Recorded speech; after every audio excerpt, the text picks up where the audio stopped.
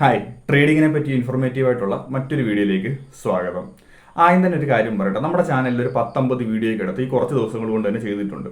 അത് വേറെ വേസ്റ്റ് ആയിട്ടുള്ള ടോപ്പിക്കുകളല്ല നമ്മൾ ഇട്ടേക്കുന്നത്. കാര്യം ഞാൻ സബ് അങ്ങനത്തെ ഒരു ഉദ്ദേശമല്ല ശരിക്കും പറഞ്ഞാൽ ചാനൽ തുടങ്ങിയത്. അതിലെനിക്ക് സന്തോഷമില്ലെന്നൊന്നുമല്ല പറയുന്നത്, സന്തോഷമുണ്ട് സബ് കൂടുമ്പോഴത്തേക്ക്. പക്ഷേ നമ്മൾ തുടങ്ങിയ കുറച്ച് നാൾ കൊണ്ട് തന്നെ കുറേ സബ് നമുക്ക് കിട്ടി. അപ്പം അവർക്ക് പഠിക്കണമെന്ന് ആഗ്രഹമുള്ളവർ മാത്രം നമ്മുടെ ചാനൽ സബ് ചെയ്യത്തുള്ളല്ലോ.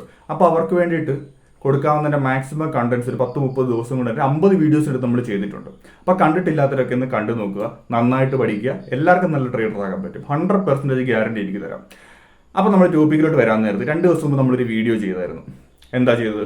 അണ്ടർ ട്രേഡിങ് എന്താണ്, എങ്ങനെയാണ് ഒരാൾ അണ്ടർ ട്രേഡർ ആകുന്നത്, എങ്ങനെയാണ് നമ്മളത് മാറ്റേണ്ടത്, അങ്ങനത്തെ പല കാര്യങ്ങളെ പറ്റി നമ്മളൊരു വീഡിയോ നമ്മൾ ചെയ്തായിരുന്നു.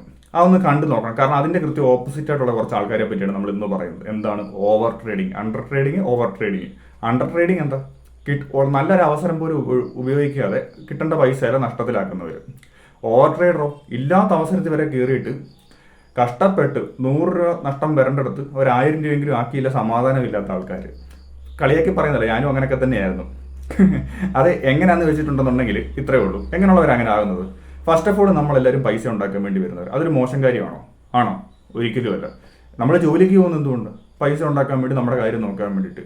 അത് തന്നെയല്ലേ നമ്മൾ ട്രേഡിങ് ചെയ്യുന്നത്, ഒരു ബിസിനസ് തന്നെ. അപ്പം കൂടുതൽ ലാഭം ഉണ്ടാക്കണം, കൂടുതൽ പൈസ ഉണ്ടാക്കണം ചിന്തിക്കുന്നതൊന്നും മോശം കാര്യമൊന്നുമല്ല, വളരെ നല്ല കാര്യമാണ്. പക്ഷെ എവിടെ നമുക്ക് തെറ്റാകുന്നത്?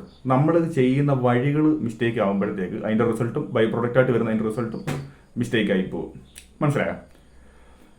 അപ്പം ഒരു ഓവർ ട്രേഡർ എങ്ങനെയൊക്കെ ആയിരിക്കും ചിന്തിക്കുന്നത്? നമ്മൾ പൈസ ഉണ്ടാക്കണമെന്ന് പറഞ്ഞ് വന്നു. അപ്പോൾ മാർക്കറ്റ് പക്ഷേ കയറിയപ്പോഴത്തേക്ക് ആ ഒരു ട്രേഡ് നമ്മുടെ വ്യൂവിന് ഓപ്പോസിറ്റ് ആയിട്ട് പോയി. അപ്പോൾ നമുക്ക് ഒന്നിക്ക് ദേഷ്യം, ഇമോഷൻ, കുറച്ച് വിഷമം വരുന്നു. ഇമോഷൻ കുറച്ച് എന്തോ പറയണ്ടത്, നമ്മളത് ഒരു റിവെഞ്ച്, നമ്മളിപ്പം അത് നഷ്ടപ്പെട്ടിട്ടുണ്ടെങ്കിൽ അതിൽ നിന്ന് തന്നെ നമ്മൾ തിരിച്ചെടുക്കും. അങ്ങനെ ചിന്തിക്കുന്ന ആൾക്കാർ. അപ്പോൾ നമ്മൾ എന്ത് ചെയ്യും? കൂടുതൽ ട്രേഡ് ചെയ്യും. നമ്മൾ എന്ത് ഓവറായിട്ട് ചെയ്തിട്ടും കാര്യമുണ്ടോ? ഒരിക്കലും ഒരു കാര്യമില്ല. നമ്മളിപ്പോൾ ഒരു വണ്ടിയിൽ ഒരിടത്ത് പോകുന്നു, അത് സ്പീഡിലാണ്, നമ്മളൊരു പതുക്കെ പോയെന്നത് ഒരു സ്പീഡ് 10, 30, 25 നമ്മൾ പതുക്കെ സ്പീഡിൽ ഒരു ആവറേജ് സ്പീഡിൽ പോകുന്നു ലിമിറ്റിൽ. പക്ഷെ അത് 100-ലും 200-ലും ഒക്കെ പോകാൻ നോക്കിയാലോ അത് ഓവർ സ്പീഡല്ലേ? ഓവർ സ്പീഡ് ഉറപ്പായിട്ടും കൊല്ലും. അതേപോലെ തന്നെയാണ് ഓവർ ട്രേഡിങ്ങിൻ്റെ കാര്യം. നമ്മളിപ്പോൾ എത്ര ഫുഡ് കഴിച്ചെന്ന് പറഞ്ഞാലും സെയിം കാര്യം തന്നെയല്ലേ? ആവശ്യത്തിൽ കൂടുതൽ ഫുഡ് ഒരു മനുഷ്യന് കഴിക്കാൻ പറ്റുമോ? ഇല്ല. അതിനും നെഗറ്റീവായിട്ടുള്ള എഫക്റ്റല്ലേ വരത്തുള്ളൂ. അത് എന്ത് ഓവറായാലും പ്രശ്നമാണ്. നമ്മുടെ പഴഞ്ചൊല്ലി തന്നെയില്ല, അധികമായാലും അമൃതും വിഷമെന്നൊരു കാര്യം. അപ്പോൾ നിങ്ങൾ ഫസ്റ്റ് ഓഫ് ഓൾ ചിന്തിക്കേണ്ട ഒരു കാര്യം, എങ്ങനെ ഇത് മാറ്റാം.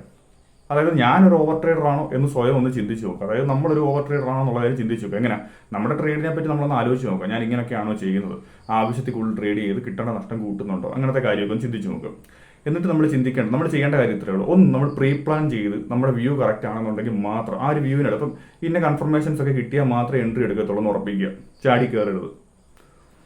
രണ്ടാമത്തെ കാര്യം എന്ന് പറയുമ്പോഴത്തേക്ക് റിസ്ക് മാനേജ് ചെയ്യുക. ഉദാഹരണം പറഞ്ഞത് ഇപ്പോൾ ഒരു ഇൻട്രാഡേ ട്രേഡറാണെന്ന് വെച്ചു. ഒരു ഇൻട്രാഡേ ട്രേഡർ ഒരു ദിവസം, അതായത് ഒരു ദിവസത്തെ കളിയാണല്ലോ ഇൻട്രാഡേ, ഒരു ദിവസത്തിനിടയ്ക്ക്. അപ്പം ഇൻട്രാഡേ ചെയ്യുമ്പോഴത്തേക്ക് ആ ഒരു ദിവസം നമ്മൾ ഇത്രയും രൂപയെ നഷ്ടപ്പെടുത്തത്തുള്ളൂ എന്ന് ഉറപ്പിക്കുക. അതായത് 10 രൂപയെ നഷ്ടപ്പെടുത്തത്തുള്ളെന്നുണ്ടെങ്കിൽ നിങ്ങൾ ട്രേഡിൽ കയറിയിട്ട് നിങ്ങളുടെ വ്യൂവിനനുസരിച്ചുള്ള ട്രേഡ് കയറി ഇത്ര രൂപ നഷ്ടം വന്നാൽ അങ്ങ് എക്സിറ്റ് അടിക്കുക. അതായത് ആ ഒരു ആപ്ലിക്കേഷനിൽ അതിൻ്റെ ഒരു ബ്രോക്കറിനകത്ത് പിന്നെ കയറാതിരിക്കുക, പരിപാടി നിർത്തുക. മനസ്സിലായോ? പിന്നെ എന്ത് ചെയ്താലും സ്റ്റോപ്പ് ലോസ് പാലിക്കുക. അത് ഓവർ ട്രേഡിങ്, അണ്ടർ ട്രേഡിങ് മാത്രമല്ല, ഞാൻ എല്ലാ വീഡിയോയിലും പറയാറുണ്ട്. കാരണം അത് നമ്മുടെ തനിക്കകത്തിരിക്കണം. സ്റ്റോപ്പ് ലോസ് വെച്ചിട്ട് ട്രേഡ് ചെയ്യത്തുള്ളൂ എന്നുള്ളൊരു കാര്യം. ബാക്കിയുള്ളവർ പലതും പറയും ഇവിടെ സ്റ്റോപ്പ് ലോസ് നമ്മുടെ നഷ്ടം നമ്മുടെ മാത്രം നഷ്ടമായിരിക്കും. ഈ വീഡിയോയ്ക്കകത്തിരുന്ന് പറയുന്നവരോ അല്ലെങ്കിൽ ഞാനിങ്ങനെ ചെയ്ത് എങ്ങനെയോ കയറിയിട്ട് പ്രോഫിറ്റ് ഉണ്ടാക്കിയ ആൾക്കാരൊന്നും നമ്മളെ സപ്പോർട്ട് ചെയ്യത്തില്ല. അവരൊരു സ്ട്രാറ്റജി ഒരു കാര്യം പറഞ്ഞു തരത്തുമില്ല, ഒന്നും ചെയ്യത്തുമില്ല. അല്ലെന്നുണ്ടെങ്കിൽ അവർക്ക് പൈസ കൊടുത്താൽ അവർ പറഞ്ഞു തരത്തുള്ളൂ എന്ന് പറയില്ല. അവരില്ലാത്തൊരു കാര്യം എന്തോ ഒരു മാജിക് ഉണ്ടെന്ന് പറഞ്ഞ് നമ്മൾ പറയുന്നത് അടച്ച കഴിക്കാത്ത എന്തോ ഒരു സംഭവം ഉണ്ടെന്ന് നമുക്ക് ചിന്തിക്കാൻ, അതിനകത്ത് എന്തോ ഒന്ന് അറിയണം. അപ്പോൾ നമ്മൾ കൂടുതൽ പൈസ കൊടുക്കും. മനസ്സിലായോ? എന്ന് വെച്ചിട്ട് അവരുടെ സ്ട്രാറ്റജി ഉണ്ടോ ഇല്ലെന്നുള്ളത് എനിക്കറിയത്തില്ല. ഞാനൊരു പെയ്ഡ് ആയിട്ടുള്ളൊരു കോഴ്സ് ഞാൻ ചെയ്തിട്ടില്ല. അപ്പോൾ നമ്മൾ ടോപ്പിക്കിലോട്ട് വരാം. ഒത്തിരി പറഞ്ഞു പോകുന്നില്ല. ഇപ്പം ഒരു 5 മിനിറ്റ് പരിപാടി തീർക്കണമല്ലോ. പിന്നെ നമ്മൾ ചിന്തിക്കേണ്ട ഒരു കാര്യമുണ്ട്. ക്വാളിറ്റിയിലാണ് കാര്യം, ക്വാണ്ടിറ്റിയിലല്ല. മനസ്സിലായോ? കാരണം ഒരു ബേസിക് നമ്മുടെ റിയൽ ലൈഫിൽ ഒന്ന് ഓർത്താൽ മതി. 1000 ഫേക്ക് ആയിട്ടുള്ള കൂട്ടുകാരെക്കാട്ടി ബെറ്റർ അല്ലേ ഒരു നല്ലൊരു കൂട്ടുകാരനുണ്ടെന്നുണ്ടെങ്കിൽ? ആലോചിച്ച് നോക്കി. അപ്പോൾ ഓർക്കുക, ക്വാളിറ്റിയിലാണ് കാര്യം, ഇത്ര എണ്ണം ക്വാണ്ടിറ്റിയിലല്ല. മനസ്സിലായോ? ആ ഒരു കാര്യം എപ്പോഴും ഓർത്ത് വെക്കുക. അപ്പം പിന്നെ വേറൊരു കാര്യം, എക്സ്ട്രാ ഒരു കാര്യം ഞാൻ പറയാം. ഒന്ന് പല ആപ്ലിക്കേഷൻ അത് കിൽ സ്വിച്ച് ഉണ്ട്, പിന്നെ നമുക്ക് ആ ആപ്ലിക്കേഷന് ട്രേഡ് ചെയ്യാൻ പറ്റും. സെറോവലുണ്ടെന്ന് തോന്നുന്നു, ഞാനത് ഉപയോഗിക്കാറില്ല.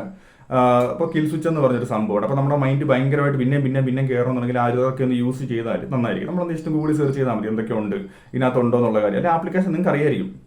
ഞാനത് യൂസ് ചെയ്യാത്തതുകൊണ്ട് ഞാനിങ്ങനെ നോക്കിയിട്ടുള്ള കാര്യം പറയാം. ഞാനത് യൂസ് ചെയ്യാറില്ല കിൽ സ്വിച്ച്. അത് ഉപയോഗമുള്ളൊരു കാര്യം തന്നെയാണ് കേട്ടോ. രണ്ടാമത്തെ കാര്യം എന്ന് പറയുമ്പോഴത്തേക്ക് നമ്മൾ പിന്നെ ട്രേഡ് ആ ഒരു ചാർട്ട് പിന്നെ കയറുന്നു ഇറങ്ങുന്നു എന്നുള്ള കാര്യം നോക്കി അതിനകത്ത് ഇരിക്കല്ലോ. കാരണം നമ്മൾ കേൾക്കാത്ത പല വെടിവെച്ചുകളും കേൾക്കും, പിന്നെ അവസരം കിട്ടുന്നതായിട്ട് തോന്നും. അപ്പം നമ്മൾ ആ ഒരു കമ്പ്യൂട്ടർ ആണെങ്കിലും മൊബൈലാണെങ്കിലും ആ ഒരു പ്ലാറ്റ്ഫോമിൽ നിന്ന് ഇറങ്ങിയിട്ട് നമുക്ക് കിട്ടേണ്ട പ്രോഫിറ്റ് കിട്ടേണ്ട ലോസ് കിട്ടിക്കഴിഞ്ഞിട്ട് അടുത്തൊരു അവസരമുണ്ട്, ഇനി അവസരം പ്രോഫിറ്റ് കിട്ടിയാലും നമുക്ക് അടുത്തൊരു അവസരമുണ്ട്, പിന്നെയും ട്രേഡ് ചെയ്യണ്ട എന്ന് വെച്ചാൽ നമുക്ക് ഒരു അവസരം ഇല്ലാത്തടത്ത് കയറി ട്രേഡ് ചെയ്യേണ്ട. ലോസ് വന്നാലും ഓക്കെ അക്സെപ്റ്റ് ചെയ്യുക, അടുത്തൊരു ദിവസം അല്ലെങ്കിൽ ആ ഒരു വ്യൂ കറക്റ്റ് ആയില്ല അടുത്തൊരു വ്യൂ ഉറപ്പായിട്ട് ശരിയാണ്. കാരണം ഷെയർ മാർക്കറ്റ് കോടിക്കണക്കിന് അവസരങ്ങൾ ലക്ഷക്കണക്കിന് അവസരങ്ങളിട്ട് നമുക്കടുത്ത് പിന്നെയും വരുന്നത് മനസ്സിലാക്കുക.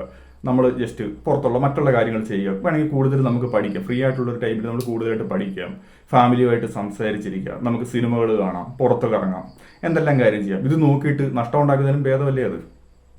അപ്പം ഇത്രയ്ക്ക് ഇന്നത്തെ ഒരു ദിവസം പറയാനുള്ളൂ. നിങ്ങൾ ആ ഒരു മനോഭാവം ഉണ്ടെന്നുണ്ടെങ്കിൽ ഇതൊന്ന് ട്രൈ ചെയ്ത് നോക്കുക, ഉറപ്പായിട്ടും വർക്കാകും. ഫസ്റ്റ് ഓഫ് ഓൾ വ്യൂവിനനുസരിച്ച് മാത്രമേ എൻട്രി എടുക്കാൻ പാടുള്ളൂ.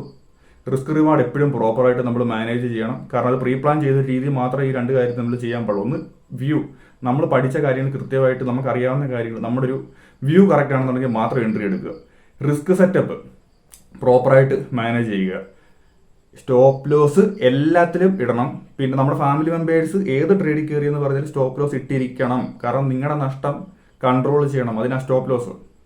നമുക്ക് വ്യൂ നല്ല നമ്മുടെ മാർക്കറ്റിനെ കൺട്രോൾ ചെയ്യാൻ പറ്റത്തില്ല, പക്ഷെ നമ്മുടെ ലോസിനെ നമുക്ക് കൺട്രോൾ ചെയ്യാൻ പറ്റും. അത് ബുദ്ധിപരമായിട്ട് ചെയ്യുക. മനസ്സിലായി? പിന്നെ ഒരു കാര്യം എപ്പോഴും ഓർക്കുക, ക്വാളിറ്റിയിലെ കാര്യം ക്വാണ്ടിറ്റിയിലല്ല.